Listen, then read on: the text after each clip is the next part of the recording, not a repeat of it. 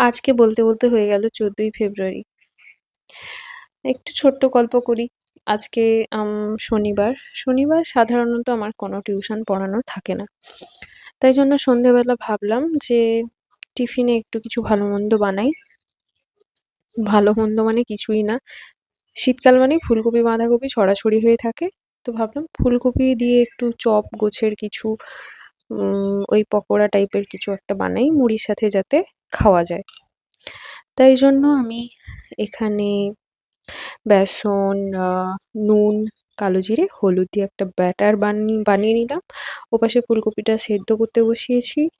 আর এপাশে তেলটা গরম হতে বসিয়ে দিলাম। ছোটবেলায় একটা মজার জিনিস হতো। সবসময় তো দেখতাম যে বড়রা কি করতো তেলেই ছেড়ে দিলে সুন্দর ভাজা হয়ে যেত। কিন্তু মাথায় ওই বুদ্ধিটা থাকতো না তেলটাকে খুব ভালোভাবে গরম হতে দিতে হয়। যাই হোক, এখন সেইগুলো মনে পড়ে আর মনে, মনে একা হাসি। আম ভুল তো করতেই হয় শুরুতে। তারপর এখানে মিছরির জল ভেজাতে দিলাম। সকালে সবাই মিলে খাওয়া হবে, কাল তো শিবরাত্রি। তাই। আর এখানে বসে গেল ভাত আর খুচরা জিনিসগুলোকে না আমি এরকম পুঁটুলি বেঁধে রাখি যাতে এদিক ওদিক হারিয়ে না যায়। তারপর ঘরটাকে একটু গুছিয়ে নিলাম। এখন বাজে কিন্তু রাত 10:30। মাঝে, মাঝে ছড়ানো খাটের মধ্যেই ঘুমিয়ে পড়ি। কিন্তু মাঝে, মাঝে আর ইচ্ছে করে না। বেশিরভাগই আমি খাটটা গুছিয়ে তারপরে ঘুমোতে